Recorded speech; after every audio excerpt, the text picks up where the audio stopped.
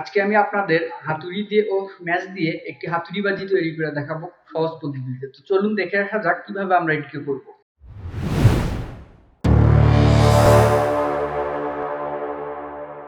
এটির জন্য আমাদের প্রথমেই দরকার পড়বে একটি কাঠির ম্যাচ ও কিছু সরঞ্জাম। একটি কাঠির ম্যাচের কাঠির কিছু আগাল এভাবে আলাদা করে নিলাম। হয়ে গেলে এগুলোকে একসাথে করে একটি কাঠির ম্যাচের সাইডের অংশ দুটিকে সমানভাবে কেচির সাহায্যে কেটে নিলাম।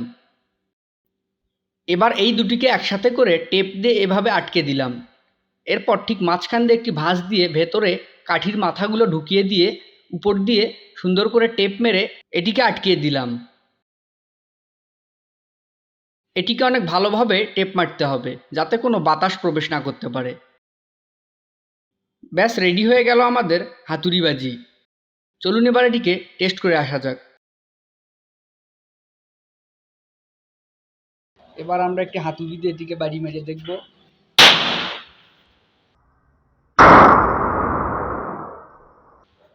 দেখুন দর্শক, অনেক জোরে সাউন্ড হয়েছে। আমরা রীতিমতো শক।